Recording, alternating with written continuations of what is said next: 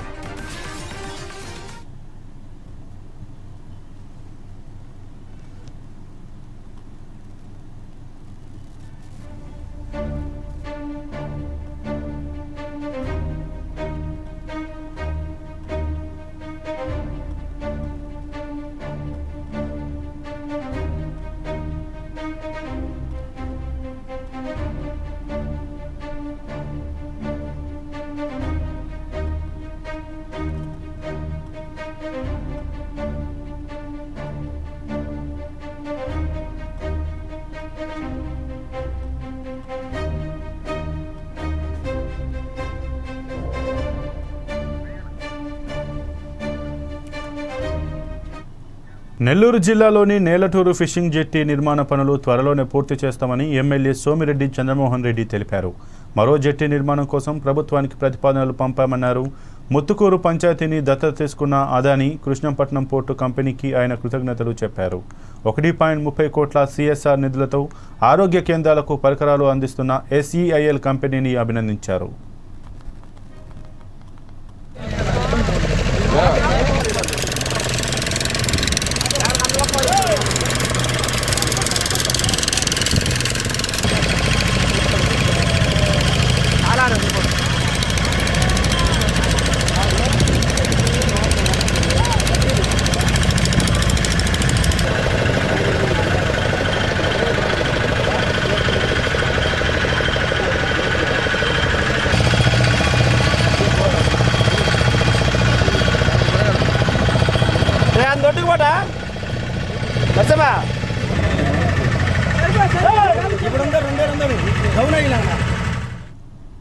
తాను అప్రూవర్గా మారినట్లు దుష్ప్రచారం చేస్తున్నారని వైసీపీ రాష్ట్ర ప్రధాన కార్యదర్శి పేర్నేటి శ్యాంప్రసాద్ రెడ్డి ఆగ్రహం వ్యక్తం చేశారు.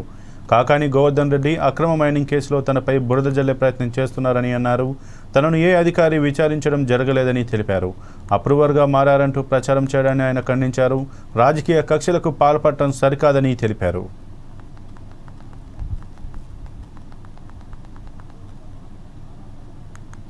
ఒక కేసు పెట్టినంత మాత్రాన అప్రూవర్గా మారాల్సిన అవసరం కానీ, అదేవిధంగా కేసులకి భయపడిపోయి బయటకు వెళ్ళాలనో లేదనుకుంటే కేసుల్లో నుంచి బయటపడేదానికి మార్గాలు ఎదుర్కోవాలనే ఆలోచన నేను గత 2014-19 జరిగిన ఎన్నికల్లోనూ చేయలేదు. 24 నుంచి 29 దాకా కూడా చేయనని మీ ద్వారా తెలియజేసుకుంటూ, ప్రత్యేకించి పొదలకూరు మండలం తాటిపర్తి గ్రామంలో ఒక మైన్కి సంబంధించి అక్రమ మైనింగ్ జరిగినట్లు, అక్రమ మైనింగ్కి సంబంధించిన దాంట్లో A1 నిందితుడిగా నా పేరు FIRలో చేర్చడం, ఆ తర్వాత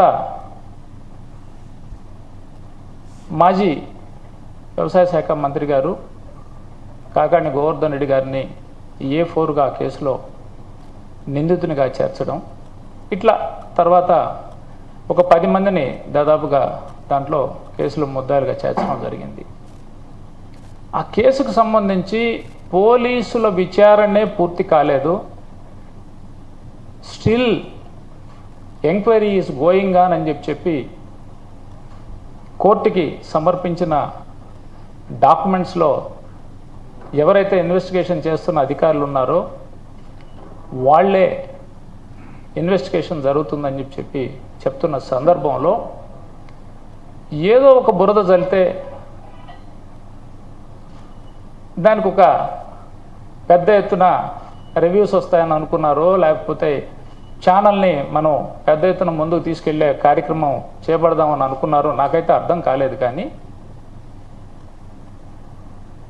నన్ను ఆ కేసుకు సంబంధించి ఇన్వెస్టిగేషన్ ఆఫీసర్ గారు కానీ సంబంధిత డిఎస్పి గారు కానీ నన్ను పిలిచి నా దగ్గర ఒక స్టేట్మెంట్ రికార్డ్ చేసి ఆ స్టేట్మెంట్లో నేను ఇచ్చిన ఆ కంటెంట్ ఏదైతే ఉంటుందో ఆ కంటెంట్లో మాజీ మంత్రి గారి మీదనో లేదనుకుంటే మిగిలిన నిందితులు ఎవరైతే ఉండారో వాళ్ళ మీదనో చెప్పి తప్పించుకునే ప్రయత్నం ఏదైనా చేసి ఉంటే ఆ ఛానల్ వాళ్ళకి తెలిసి ఉంటే నాకు కొంచెం ఆ స్టేట్మెంట్ ఏదైనా ఇస్తే మీ అందరికి కూడా చూపిస్తాను. ఏదో ఒక కేసు పెట్టినంత మాత్రాన అప్రూవర్గా మారాల్సిన అవసరం కానీ, అదేవిధంగా బీఆర్ఎస్ పార్టీ ఆఫీస్ నుంచి మాజీ మంత్రి కేటీఆర్ మాట్లాడుతున్నారు. లైవ్ చూద్దాం. అసామాన్య ప్రతిఘటన, గొప్ప పోరాట పటిమ. ఒక తెలంగాణ ఉద్యమంలో ఆనాడు ఒక ఉస్మానియాలో, ఒక కాకతీయ యూనివర్సిటీలో, ఒక మహాత్మా గాంధీ యూనివర్సిటీలో, పాలమూరు యూనివర్సిటీలో, శాతవాహన యూనివర్సిటీలో ఎట్లాంటి పోరాటాన్ని అయితే ఆనాడు చూసినామో అంతకు ధీటుగా ఈరోజు రాష్ట్ర ప్రభుత్వాన్ని సవాల్ చేస్తూ ఈ పోరాటంలో వీరోచితంగా ముందున నడుస్తున్న మా తమ్ముళ్ళకి చెల్లెళ్ళకి హృదయపూర్వకంగా తెలంగాణ ప్రజల తరపున వారికి సెల్యూట్, వారికి నా ధన్యవాదాలు కూడా చెప్తా ఉన్నా. 10 రోజులుగా ఇంత పెద్ద పోరాటం జరుగుతుంటే సహజంగా ప్రజాస్వామిక లక్షణాలున్న ప్రభుత్వం అయితే వారిని పిలవాలి, మాట్లాడాలి, వారి ఆందోళనలను విరమింపజేసే ఆలోచన చేయాలి. కనీసం వారితో పిలవకపోయినా కనీసం అక్కడికన్నా ప్రభుత్వ ప్రతినిధులను పంపి ఒక మంత్రి గారినో లేదా బాధ్యత గల వ్యక్తులను, అధికారులను పంపి వారికి కొంత వివరించి చెప్పే ప్రయత్నం చేయాలి. కానీ ఈ ప్రభుత్వ వైఖరి ఎట్లా ఉంది? ఆందోళనలు చేస్తున్న విద్యార్థులను పట్టుకొని గుంటనక్కలు, అక్కడ జింకలు లేవు, గుంటనక్కలు ఉన్నాయని స్వయంగా ముఖ్యమంత్రి గారు మాట్లాడుతున్నారు. ఇంకొక మంత్రి గారు అయితే పేమెంట్ బ్యాచ్ అని చెప్పి విద్యార్థులను చిన్నగా చేసే విధంగా, వాళ్ళని అల్పంగా చూపే విధంగా ఇంకొక మంత్రి గారు నోరు బారేసుకుంటారు. ఉప ముఖ్యమంత్రి గారు అక్కడ జంతువులే లేవు, అదంతా ఏఐ జనరేటెడ్, ఆర్టిఫిషియల్ ఇంటెలిజెన్స్ ద్వారా జనరేట్ అయిన ఇమేజెస్ అని తన కృత్రిమ మేధస్సును ఆయన బయట పెట్టుకున్నాడు. ఇది పరిస్థితి. మేము ప్రభుత్వానికి చెప్పేది ఏమంటే, ఇది దాయాదుల పోరు కాదు, ఆస్తి తగాదా అంతకంటే కాదు. భూమి నీదా నాదా అని కొట్టుకునేందుకు రేవంత్ రెడ్డి ఆ పిల్లలకు వేలు విడిచిన మేనమామనో బాబాయో తాతనో కాదు. రేవంత్ రెడ్డి ఈరోజు 4 కోట్ల మంది ప్రజలున్న ఈ రాష్ట్రానికి ముఖ్యమంత్రి. అంటే ఈ రాష్ట్రంలో 4 కోట్ల మంది కట్టే పన్నులతో జీతం తీసుకునే ఒక ప్రతినిధి. నిజంగా చెప్పాలంటే రూలింగ్ పార్టీ అని మా పెద్దలు కేసీఆర్ గారు ఎప్పుడు చెప్తుంటారు, రూలింగ్ పార్టీ కాదు సర్వింగ్ పార్టీ అని పిలవాలంటారు. ముఖ్యమంత్రి అనేవాడు ఈ రాష్ట్రానికి బాసో, ఈ రాష్ట్రానికి నియంతనో, చక్రవర్తో, రాజో కాదు. ఒక పెద్ద పాలేరులాగా, ఒక పబ్లిక్ సర్వెంట్ మాదిరిగా పనిచేయాల్సిన బాధ్యతలో ఉన్న వ్యక్తి. మంత్రి అయినా, ఎమ్మెల్యే అయినా, ఎమ్మెల్సీ అయినా మేమందరం కూడా వేరే పబ్లిక్ సర్వెంట్స్, మేమంతా ప్రజాసేవకులం. ఈ విషయం మర్చిపోయి తనకు రాజ్యాంగబద్ధమైన పదవులు ఉన్నా అన్న విషయాన్ని పూర్తిగా ఇంగితం కోల్పోయి రేవంత్ రెడ్డి గారు చేస్తున్న దురుసు మాటలు, దురుసు వ్యాఖ్యలు ఏవైతున్నాయో వారికి కొన్ని విషయాలు నేను గుర్తు చేస్తూ ఉన్నా. మనందరం కూడా public servants, we are all public servants including you. ఇదేం పటేల్ పట్వారి వ్యవస్థ కాదు, ఇది నియంతృత్వం కాదు. ఇక్కడ ఎవరు రాజులు లేరు, చక్రవర్తులు లేరు, నువ్వు ప్రజల చేత ఎన్నుకోబడ్డ ఒక ఎమ్మెల్యే మాత్రమే. ఆ ఎమ్మెల్యేలు మీ కాంగ్రెస్ పార్టీలో మెజారిటీ మంది నిన్ను ఎన్నుకుంటే నువ్వు ముఖ్యమంత్రి అయినావు తప్ప నువ్వేమి రాజువు కాదు, నీ ఎంతో కాదు. పేరుకేమో ప్రజాపాలన, కానీ చూస్తే మరి ఈరోజు ప్రజాస్వామిక స్ఫూర్తి అనేది కనీసం అణుమాత్రం కూడా మీరు చేసే ఒక్క పనులు కూడా కనబడతలేదు. ఎంత దుర్మార్గంగా మొత్తం దేశం మొత్తం చూస్తూ ఉంది. ప్రజాపాలన అనే అర్థానికి పాతర వేసి బుల్డోజర్లతో, జేసీబీలతో మేము పాలకులం, మీరందరూ నా కాలు కింద చెప్పులాగా ఉండాలనే విధంగా మీరు బానిసలు అన్నట్టుగా ఒక విచిత్రమైన మానసిక రోగంతో కదా బాధపడుతున్నట్టుగా రేవంత్ రెడ్డి గారి ప్రభుత్వ వ్యవహారం ఉంది. మాట్లాడితే గవర్నమెంట్ భూమి, అసలు గవర్నమెంట్ భూమి ఏంది? రోడ్లు, చెరువులు, గుట్టలు, రాళ్ళు, రప్పలు, నేను గవర్నమెంట్ కాబట్టి నేను ఇష్టం ఉన్నట్టు చేస్తా, నా భూమి. Let me remind mister Revanth Reddy, government is a mere custodian, not the owner. People are the owners, you are just a custodian. నువ్వు ధర్మకర్తవు మాత్రమే. ప్రజల సొమ్ముకు, ప్రభుత్వ భూమి అంటే ప్రజల సొమ్ము అది, కాబట్టి ప్రజల సొమ్ముకు నువ్వు ధర్మకర్తవు మాత్రమే. You are a mere custodian for a very short time. నేనేదో రాజును, ఇది నాది రాజ్యం అన్నట్టుగా బిహేవ్ చేస్తే వారికి గుర్తు చేస్తా ఉన్నా, అది యూనివర్సిటీ భూమి, గవర్నమెంట్ భూమి, పంచాయతీ పక్కకు పెడితే నువ్వు you are a mere trustee and custodian, అంతే. ధర్మకర్తవు తాత్కాలికంగా ఉన్నవాడు, దాన్ని కాపాడాల్సింది పోయి ఇష్టం వచ్చినట్టు పనిచేస్తాను, ఇష్టం వచ్చినట్టు వ్యవహారం చేస్తానంటే కుదరదు. రోజుకు 18 గంటలు పనిచేస్తా అని చెప్పుకుంటాడు ముఖ్యమంత్రి గారు. కనీసం ఒక 10 నిమిషాలు మనిషిలాగా పనిచేయి. ఒక రియల్ ఎస్టేట్ బ్రోకర్ లాగా 18 గంటలు కాదు 20 గంటలు పనిచేయచ్చు. ఒక 10 నిమిషాలు 15 నిమిషాలు ఒక మనిషిలాగా, ఒక తండ్రిలాగా, ఒక తాతలాగా భవిష్యత్ తరాల మీద సోయితో పనిచేయని చెప్పి నేను ముఖ్యమంత్రికి చెప్తున్నా. నేను అడుగుతున్నా, నిన్న మా జగదీష్ రెడ్డి గారు కూడా అడిగినారు, ప్రభుత్వ భూమి అని చెప్తున్నారు పెద్దలు. ప్రభుత్వ భూమి అయితే దొంగల్లాగా ఎందుకు పోతున్నారు? అందరికీ దొంగల్లాగా ఎందుకు పోతున్నారు? ప్రభుత్వ భూమిలోకి అర్ధరాత్రి పోయి దొంగల్లాగా జేసీబీలు పెట్టి దొడ్డిదారిన పోయి పిల్లలు ఆందోళన చేస్తుంటే వారితో మాట్లాడకుండా దొడ్డిదారుని ఎందుకు ఈ ప్రయోగాలు చేస్తున్నారు? నెంబర్ 1. నెంబర్ 2, మీరే కదా కోర్టుకు చెప్పారు, మార్చి 27-28 నాడు ఒక పిల్, పబ్లిక్ ఇంట్రెస్ట్ లిటిగేషన్, ఒక ఎన్జిఓ వాటా ఫౌండేషన్ అని వారు ఫైల్ చేస్తే మీరే చెప్పారు కోర్టుకి 10 రోజులు సమయం ఇవ్వండి, మా జవాబు చెప్తాము, కోర్టులో మా కౌంటర్ ఫైల్ చేస్తాము అన్నారు. మరి ఆ 10 రోజులు ఏం పడిపోయిందని వాళ్ళ బుల్డోజర్లు పంపి అర్ధరాత్రి అపరాత్రిని లేకుండా ఉన్న చెట్లన్నీ కూలగొట్టి అక్కడున్న పశువులను చంపేసి అక్కడున్న పక్షులను గూళ్ళు చెదిరేటట్టు చేసి ఈ 10 రోజులు దొంగల్లాగా ఎందుకు వ్యవహారం చేస్తున్నారు? ప్రభుత్వ భూమి అన్నమాట నిజమే అయితే ఎందుకు ఈ దొంగ వ్యవహారం? ఎందుకు పగటిపూట పోవట్లేదు? ఎందుకు అర్ధరాత్రి దాడి చేస్తున్నారు? కోర్టు సెలవులు చూసుకొని శనివారం, ఆదివారం, ఉగాది, రంజాన్ ఇవి చూసుకొని వందల వాహనాలు అక్కడ పంపి బుల్డోజ్ చేస్తారా? ఇదేనా ఒక ప్రజాస్వామ్యంలో ఒక నీతివంతమైన పరిపాలన అందించే వాళ్ళు, ప్రజాపాలన అని చెప్పుకునే వాళ్ళు చేయాల్సింది? దొంగదారిన పోవడమే కాకుండా పనికిమాలిన మాటలు మాట్లాడతారా? గుంట నక్కలు అని మాట్లాడతారు. ఎవరు గుంట నక్కలు? వాళ్ళ పిల్లలు చెప్తున్నారు, అవును మేము నక్కలమే, కానీ నీలాగా పందికొక్కు కాదని చెప్తున్నారు. ముఖ్యమంత్రి గారికి అన్ని మాటలు పడాల్సిన అవసరం ఉందా? పిల్లలతో పిలిచి మాట్లాడొచ్చు కదా.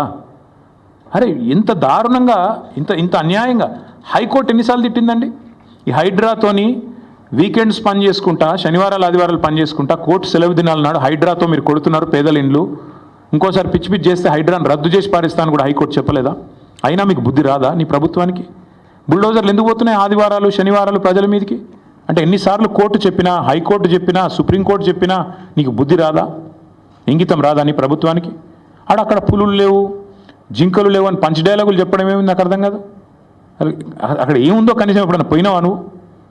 పిల్లలు చెప్తున్నారు, ఈరోజు ఫుట్బాల్ ఆడడానికి వచ్చినాడు, భూముల మీద కన్నేసినాడు, ఇప్పుడు మమ్మల్ని ఫుట్బాల్ ఆడుతున్నాడు, మా భూములు గుంజుకుంటున్నాడు అని పిల్లలు చెప్తా ఉన్నారు. నేనేమంటా ఉన్నా అంటే రేవంత్ రెడ్డి గారిని, ప్రజాపాలన అంటే విద్యార్థుల జుట్టు లాగడం, ఆడపిల్లల బట్టలు చింపడం, ఒక న్యాయం కోసం వాళ్ళ పాపం వాళ్ళు ఒక ఇంచు భూమి వాళ్ళదా? ప్రైవేట్ భూమి ఏమన్నా?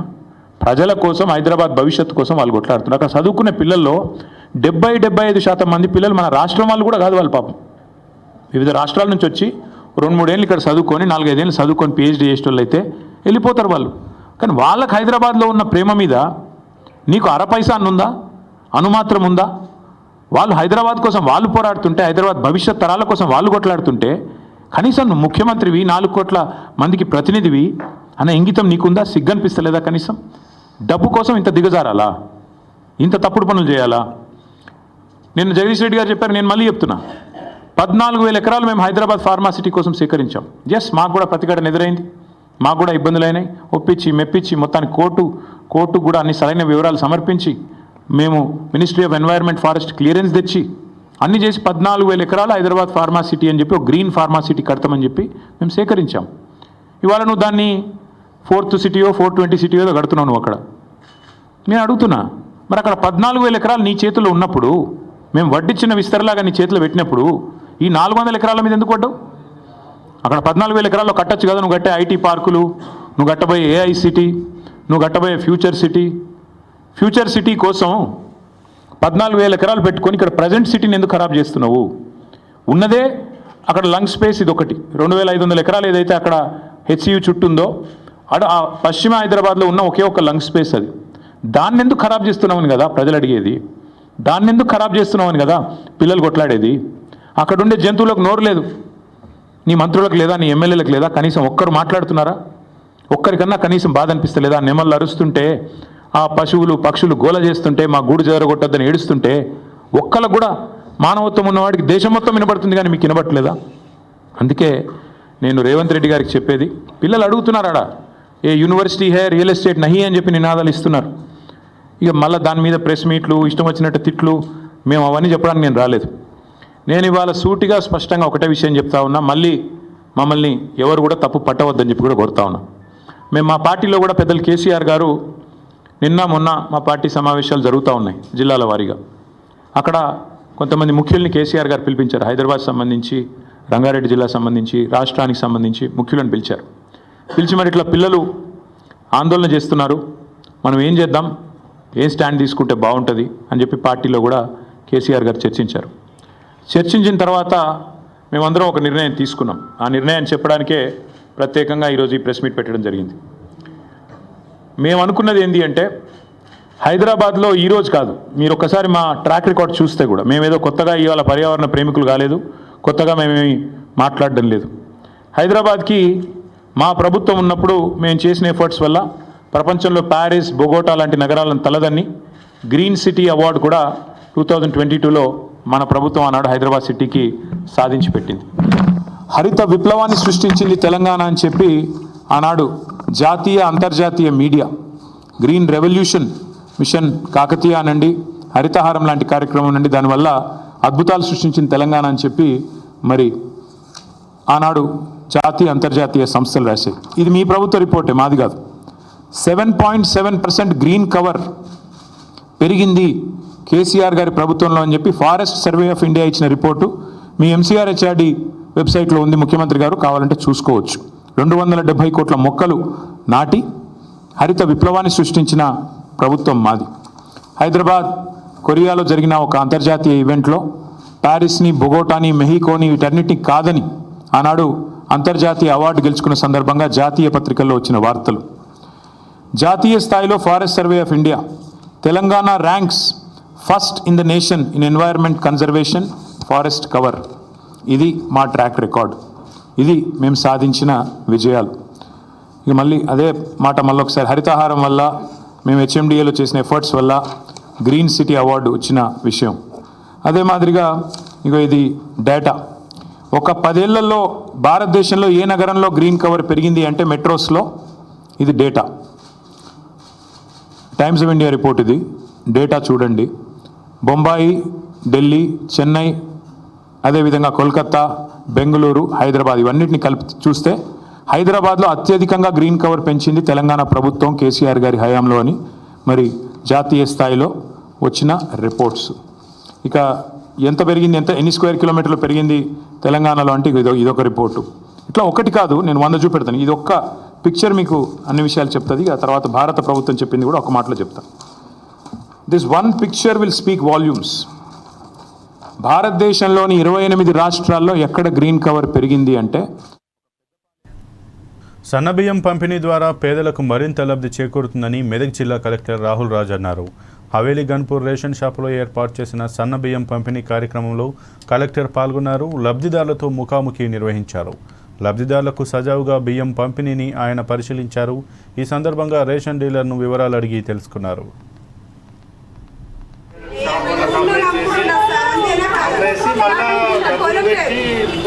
సన్న బియ్యం కొంటుండే సో అది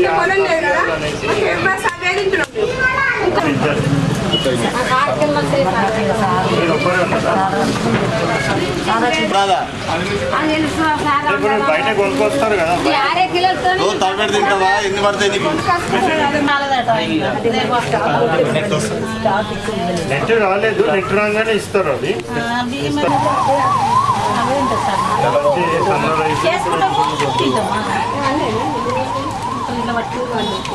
బాబు పెన్షన్ క్వింటల్ పడేసుకుంటాం అది 6 క్వింటల్ ఎన్ని నెలలకు వస్తుంది 6 నెలలు 6 నెలల వరకు వస్తుంది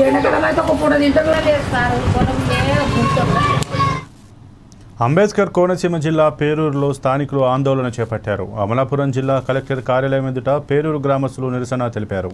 ప్రభుత్వ స్థలం ఆక్రమణకు గురవుతోందని ఆవేదన వ్యక్తం చేశారు. ప్రభుత్వ భూమిని ఆక్రమించిన వారిపై చర్యలు తీసుకోవాలని వారు డిమాండ్ చేశారు. అక్రమ కట్టడాలను కూల్చివేసి అంగన్వాడీ, గ్రామ సచివాలయాలు నిర్మించాలని కోరారు.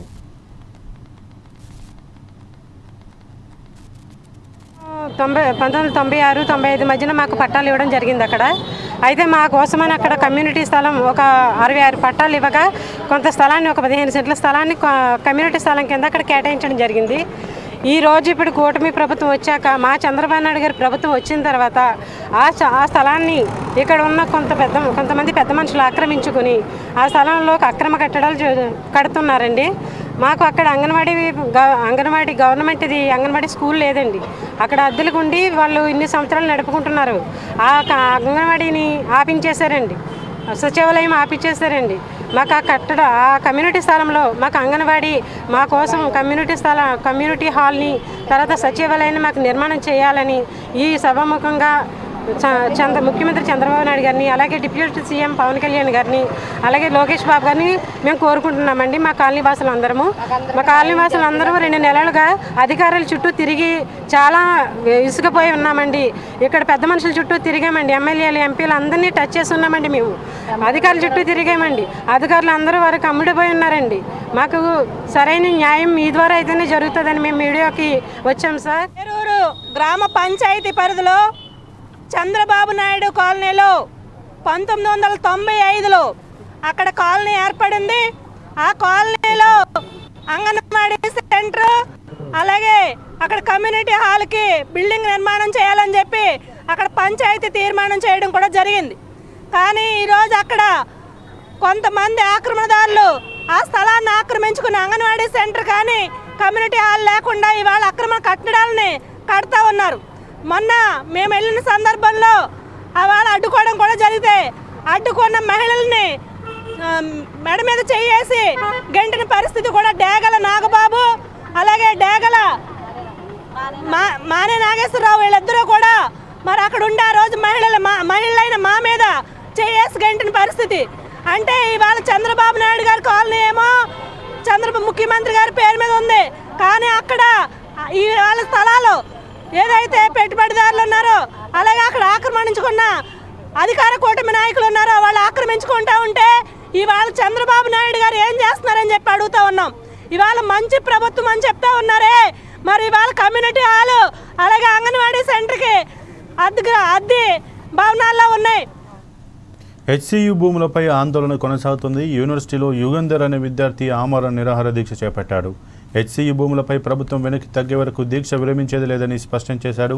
బుధవారం అర్ధరాత్రి హెచ్సియు మెడికల్ డిపార్ట్మెంట్ ఆధ్వర్యంలో వైద్య సిబ్బంది ఆయన హెల్త్ చెకప్ చేసింది.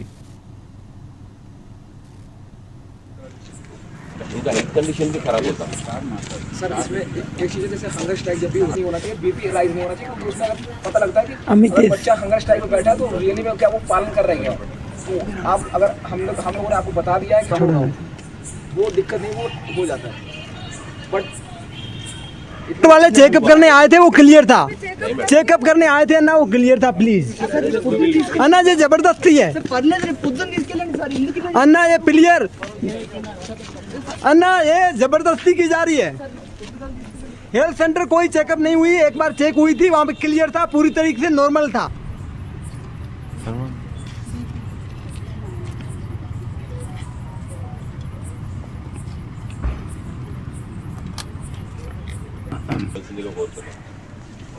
प्लीज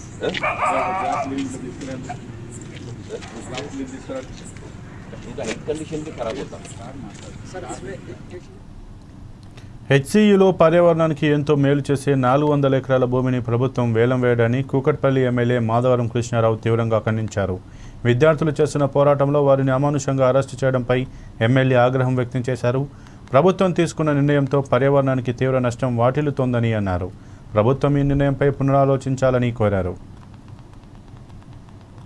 హైదరాబాద్ నగరంలో ల్యాండ్స్ అమ్మేసి వీళ్ళు ఎంజాయ్ చేయాలని ప్రయత్నం చేస్తూ ఉన్నారు.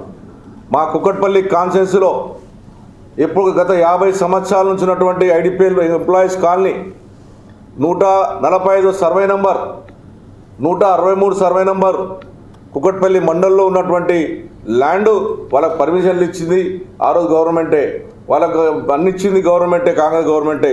ఈ గవర్నమెంట్ వచ్చిన తర్వాత వాళ్ళకు నోటీసులు ఇచ్చారు. నిన్న మొన్న అది గవర్నమెంట్ ల్యాండ్ అని ప్రకటించారు. వాళ్ళు సుమారు 50-60 వేల మంది ఇలా రోడ్డు పాలయ్యే ప్రమాదం తీసుకొచ్చారు. హౌసింగ్ బోర్డు ల్యాండ్ను మేము కాపాడితే కాపాడి ఎన్నో కొట్లాడి ఏదైతే ల్యాండ్లని కాపాడి తెచ్చి మేము చేసి పెడితే దాని అమ్మనికే ప్రయత్నం చేస్తూ ఉన్నారు. ఆ హౌసింగ్ బోర్డు ల్యాండ్లో మలేషియన్ టౌన్షిప్ పక్కకు ఉన్నటువంటి ల్యాండ్ 25 ఎకరాల ల్యాండ్ ప్రైవేటుల ఆధీనంలో ఉంటే మా ముఖ్యమంత్రి ఆ రోజు ముఖ్యమంత్రి కేసీఆర్ పోరాడి సుప్రీంకోర్టుకి వెళ్ళి కొట్లాడి ఇది హౌసింగ్ బోర్డు ల్యాండ్ అని తీసుకొచ్చి ఈరోజు తెస్తే దాన్ని అమ్మకాన్ని పెడతా ఉన్నారు. 30 గజాలు 20 గజాలు అమ్మి హైదరాబాద్ ఉన్న ప్రజలను మోసం చేస్తూ ఉన్నారు. ఈ రకమైనటువంటి దుర్మార్గమైనటువంటి విషయం. ఆ రోజు అన్న ఎన్టీ రామారావు గారు ఈ కాంగ్రెస్ దుర్మార్గ పరిపాలనను పక్కబెట్టాలని చెప్పి ఆ రోజున ఎన్టీ రామారావు గారు ఈ రాష్ట్రం బాగా ఆంధ్రప్రదేశ్ని నిజంగా ఈ కాంగ్రెస్ పాలనలో ప్రజలంతా అన్యాయమైపోతుందని చెప్పి కంకణం కట్టుకొని ఒక బ్రహ్మరథంతో ఆ రోజు ముందుకు వచ్చి గెలిపిస్తే ఇదే ఇందిరమ్మ తల్లి చెప్పున కాంగ్రెస్ ప్రభుత్వం ఇచ్చిన హామీలను నెరవేర్చలేక ప్రజలను తప్పుదోవ పట్టిస్తోందని బీజేపీ నేత డాక్టర్ వంశీరెడ్డి ఆరోపించారు. రాష్ట్ర ప్రజలకు సన్నబియ్యం పంపిణీ చేస్తున్నామని ప్రకటిస్తున్నప్పటికీ దీని వెనుక కేంద్ర ప్రభుత్వం అందించే సహాయాన్ని గోప్యంగా ఉంచేందుకు ప్రయత్నిస్తున్నారని విమర్శించారు. బియ్యం పంపిణీ సమయంలో లబ్ధిదారులకు ఇవ్వాల్సిన స్లిప్పులు అందించకుండా రాష్ట్ర ప్రభుత్వం మాత్రమే దీన్ని అందిస్తోందని ప్రజలను మోసం చేస్తున్నదన్నారు. హైదరాబాద్ హెచ్సియులోని భూములను అమ్ముతూ కాంగ్రెస్ ప్రభుత్వం నగరాన్ని కాంక్రీట్ జంగల్గా మారుస్తోందని విమర్శించారు. కార్డు పైన కేంద్రం ఎంత ఇస్తుంది, సెంట్రల్ గవర్నమెంట్ ఎంత ఇస్తుంది, స్టేట్ గవర్నమెంట్ ఎంత ఇస్తుందని మనకు తెలవాలి. స్టేట్ గవర్నమెంట్ ఎన్ని కేజీస్ ఇస్తుంది, సెంట్రల్ గవర్నమెంట్ ఎన్ని కేజీస్ ఇస్తుంది మనకు తెలవాలి. ఇది ప్రజలందరికీ ఎందుకు అబద్ధం చెబుతున్నారో తెలియట్లేదు కాంగ్రెస్ ప్రభుత్వము. నిన్న నేను ఒక బిల్ తెప్పించాను రేషన్ కార్డు దించే, దీనిపైన క్లియర్గా మెన్షన్ చేసింది ప్రధాన మంత్రి గరీబ్ కళ్యాణ్ అన్న యోజన అని. ఈ బిల్ ఎందుకు ప్రతి రేషన్ కార్డు హక్కుదారుకి ఎందుకు ఇవ్వట్లేదు మీరని నేను ప్రశ్నిస్తున్నాను గవర్నమెంట్ని. దీంట్లో చూసుకుంటే అయితే మనకు సెంట్రల్ గవర్నమెంట్ నుంచి 5 కేజీలు ఇస్తున్నారు ఒక్కొక్క పర్సన్కి, స్టేట్ గవర్నమెంట్ నుంచి 1 కేజీ ఇస్తున్నారు. నాట్ ఈవెన్ 1% కూడా స్టేట్ గవర్నమెంట్ ఇవ్వట్లేదు. ఇంత స్కీమ్ నడుస్తున్నా కానీ మోడీజీ ఫోటో ఎందుకు లేదని మేము ప్రశ్నిస్తున్నాము. ఇదే కానీ జరిగితే ప్రతి రేషన్ డీలర్ షాప్ దగ్గరికి మా కార్యకర్తలు వెళ్ళి, బీజేపీ కార్యకర్తలు వెళ్ళి మోడీజీ ఫోటో అతకేయాల్సి వస్తుంది. నేను మళ్ళా విజ్ఞప్తి చేస్తున్నాను కాంగ్రెస్ ప్రభుత్వానికి మరియు ఇక్కడ ఉన్న అధికారులందరికీ, దయచేసి ప్రతి ఒక్క రేషన్ కార్డు డీలర్కి, ప్రతి ఒక్క రేషన్ కార్డు లబ్ధిదారికి స్లిప్ ఇవ్వాలని కోరుతున్నాను. మంత్రి చెన్నైలో జరిగిన విధ్వంసం గురించి, వయనాడుల గురించి మాట్లాడినారు, ఉత్తరాఖండ్ల గురించి మాట్లాడారు. మరి ఈయన చేసే ప్రభుత్వం ఏంటి? ఇప్పుడు హెచ్సియు ల్యాండ్స్ పైన అంత ఘోరంగా డెవలప్మెంట్ చేయాల్సిన పని ఏమొచ్చింది? ఇంకొకటి మనం చూసుకుని ఇట్లా మనం ఇప్పుడు కానీ వాయిస్ రేజ్ చేయకపోతే రేపు మనకు కేబీఆర్ పార్క్ ఉండదు, పాలపిట్ట పార్క్ ఉండదు, ఇంకా బొటానికల్ గార్డెన్ పోదు. ఈ విద్యాంశను మనం అందరం చైతన్యం తీసుకొని వచ్చి ప్రతి ఒక్కరు వారు వంతు తీసుకొని ఈ హెచ్సియు గ్రౌండ్స్ని కాపాడుకుందాం. మేము ఈరోజు కంచె గచ్చిబౌలి అనే క్యాంపెయిన్ ఈరోజు స్టార్ట్ చేస్తున్నాము. ప్రతి వార్డులో ఇది తీసుకొని ప్రభుత్వం ఇది అరికట్టాలని, ఈ ప్రోగ్రాం వెంటనే ఆపాలని కోరుకుంటున్నాను. రేషన్ బియ్యం కార్డు పైన కేంద్రం ఎంత ఇస్తుంది? అభివృద్ధికి బ్రాండ్ టీడీపీయేనని ఎరపతినేని శ్రీనివాసరావు అన్నారు. అరాచకాలకు బ్రాండ్ వైసీపీ పార్టీ అని విమర్శించారు. మాజీ ఎమ్మెల్యే కాసు మహేష్ రెడ్డి పిన్నెల్లిలో టీడీపీ వారు వైసీపీ కార్యకర్తలపై దాడులు చేస్తున్నారని ఆరోపించడాన్ని ఆయన ఖండించారు.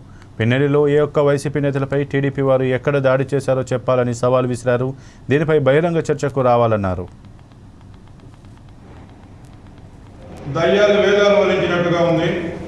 2021లో బూతులు మార్చి స్వయాన ఆయన స్వహస్తాలతో ఇచ్చి బూతులు వాళ్ళ సొంత ఇళ్ల మధ్యలో బూతులు మార్పించిన వ్యక్తి కాసు మహేష్ రెడ్డి గారు. అదే కాకుండా ఎంపీటీసీ ఎలక్షన్ టైంలో రెచ్చగొట్టి ఎంపీడీ ఆఫీస్ మీదకి వచ్చిన గొడవ జరిగితే దానికి తురకపాలెం, కొత్తపాలెం, మాచవరం వ్యక్తులతో సుమారు 40-45 మందితో దానికి ఎస్సీ ఎస్టీ 307 కట్టించి అక్రమ కేసులు బనాయించిన వ్యక్తి కాసు మహేష్ రెడ్డి గారు.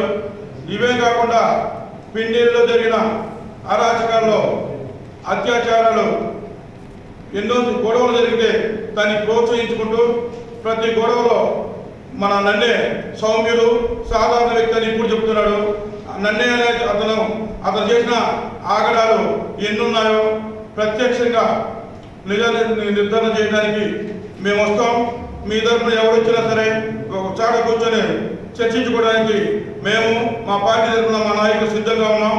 ఇంతేకాకుండా మా నాయకుడు ఎర్రపతినేని శ్రీనివాసరావు గారు గొడవలొద్దు అందరూ కలిసి ఉందామని చెప్పబట్టే మేము కూడా చాలా అన్ని సమావేశించుకుని ఉన్నాం. మీరు చేసిన అక్రమాలు మేము చేయదలుచుకుంటే ఊరులాగా ఉండేది కాదు. మా నాయకుడు చెప్పిన మాటలకి విని మేము చాలా సౌమ్యంగా ఉంటున్నాం. దానికి ఎల్లప్పుడూ మా పార్టీ అదే సిద్ధాంతాలతో నడుస్తుంది. కాబట్టి మా అధినాయకుడు నారా చంద్రబాబు నాయుడు గారైనా మా ఎమ్మెల్యే గారు ఎర్రపతినేని శ్రీనివాసరావు గారైనా అందరూ కలిసి ఉందాం. శెట్టి గారు గత 5 ఏళ్లలో ఊరు వదిలిపెట్టిపోయారు, ఉపాధి కోసం చెప్పి లేదా మీరు మీ కార్యకర్తలతో? పొలాలకు పోయిన ఆడవాళ్ళకు తీసుకుపోయి రేపులు చేయలేదా ఈ నాయకులు, వైసీపీ నాయకులు? అదే మంది అడిగిన వాళ్ళకు కాళ్ళు నరికి తగ్గాలు బదులు ఎదురు కేసులు పెట్టి లేదా మీకు పోలీసులు? అయ్యా శెట్టి గారు, ఇవాళ మీరు చెప్పే మాటలు వింటుంటే దెయ్యాలు వేదాలు వదిలించినట్టున్నాయ్యా. మీరు ఊళ్ళోకి రండి, మీ జగన్మోహన్ రెడ్డి గారిని ఊళ్ళో తీసుకురండి. మేమందరూ ప్రజా చర్చ పెడతాం, బహిరంగ చర్చ పెడతాం. గత 5 ఏళ్లలో ఎన్ని అరాచకాలు చేశారో, ఈ టీడీపీ ప్రభుత్వం వచ్చినాక 9 నెలల్లో ఏ అరాచకాలు జరిగాయో, ఎవరిని కొట్టామో బహిరంగ చర్చ పెట్టుకుందాం. బహిరంగ చర్చకు మేము సిద్ధం. మేము ఎవరిని ఊళ్ళో నుంచి పొమ్మలేదు. మేము ఎవరిని ఇంతవరకు 9 నెలలు 10 నెలలు కావస్తున్నా ఎవరిని కొట్టలేదు. మీరు అన్యాయకాంతరంగా భూములు మీరు పెద్ద సైదా అని వ్యక్తిని కింద పేరు తీసి చెప్పారు. అదే పెద్ద సైదా సత్తనపల్లి సైదా, చింతపల్లి సైదా అని పేరు మార్చి పొలాలు ఎక్కించుకొని దాదాపు 77 లక్షల రూపాయల లోన్లు తీసుకున్నాడు బ్యాంకులు ఆయన. అలాంటివి మీకు కనపడలేదా? మా పొట్టా పొలాలు మీ పేరు మీద, మీ కార్యకర్తల పేర్ల మీద ఎక్కించుకొని 4 కోట్ల రూపాయల లోన్లు తీసుకు. పల్నాడు జిల్లా నరసరావుపేట మున్సిపల్ పారిశుద్ధ్య కార్మికులు గత 14 రోజులుగా నిరసన చేస్తున్నారు. వారికి భారత మార్క్సిస్టు కమ్యూనిస్టు పార్టీ MCPI మద్దతు తెలిపింది. కార్మికుల యొక్క న్యాయమైన కోరికలను ప్రభుత్వం నెరవేర్చాలని పల్నాడు జిల్లా కార్యదర్శి రెడ్ బాషా అన్నారు. మున్సిపాలిటీ స్థానిక ఎమ్మెల్యే వెంటనే పరిష్కరించాలని డిమాండ్ చేశారు. ఉద్యోగ భద్రతతో పాటు కార్మికుల వేతనం 21,000 రూపాయలు చెల్లించాలని అన్నారు. మా జీతాలు మాకు ఇవ్వండి. చీపురు పట్టుకొని మరి పట్టణంలో అక్కడక్కడ ఆ పద్ధతుల్లో మరి ఏదో మేము మురికి చేస్తున్నాం, బాగు చేస్తున్నాం అని చెప్పి ఆయన చేస్తూ ఉంటే కార్మికులు చేయాల్సిన పని మరి వాళ్ళు చేయకుండా ఎందుకు కూర్చున్నారని చెప్పి ఆలోచన ఆయన ఎందుకు రాలేదు? వాళ్ళు ఏమడుగుతున్నారు? ప్రభుత్వము మాకు కల్పించిన జీతాలు, మా జీతాలు మాకు ఇవ్వండి, మా జీతాలని కోత పెట్టవద్దు. మరి 21,000 రూపాయలు అంత దినం చేస్తుంటే 26,000 రూపాయలు సమాన పనికి సమాన వేతనము. అట్లాంటిది మరి ప్రభుత్వం 21,000 రూపాయలు వారికి ఇస్తూ ఉంటే మధ్యలో అవన్నీ జేబులో పెట్టుకొని 5,000-6,000 రూపాయలు ఇవ్వడానికి వీళ్ళేందండి? ఎవరండి ఇలా బాబు సోమాజ్ ఏమన్నా?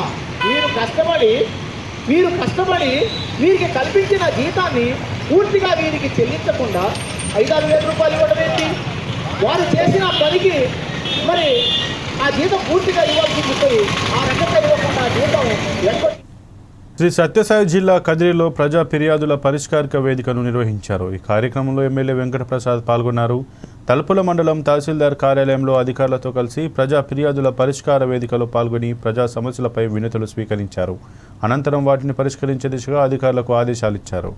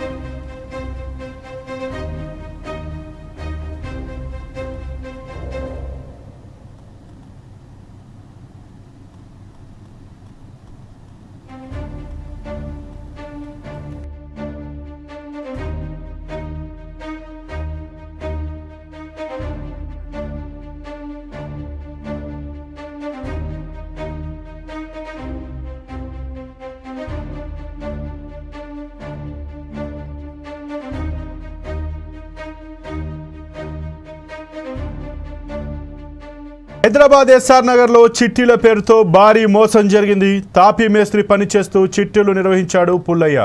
5 లక్షల నుంచి 50 లక్షల వరకు చిట్టీలు వేశాడు. సుమారు 500 మంది నుంచి డబ్బు వసూలు చేశాడు. ఈ నెల 23 నుంచి పుల్లయ్య కుటుంబం కనిపించకుండా పోయింది. 100 కోట్ల వరకు మోసం జరిగినట్టు అనుమానిస్తున్నారు. ఎస్ఆర్ నగర్లోని సి టైప్ కాలనీలో పుల్లయ్య నివాసం ఉన్నాడు. ఈ ఘటనపై కేసు నమోదు చేసిన పోలీసులు దర్యాప్తు చేపట్టారు.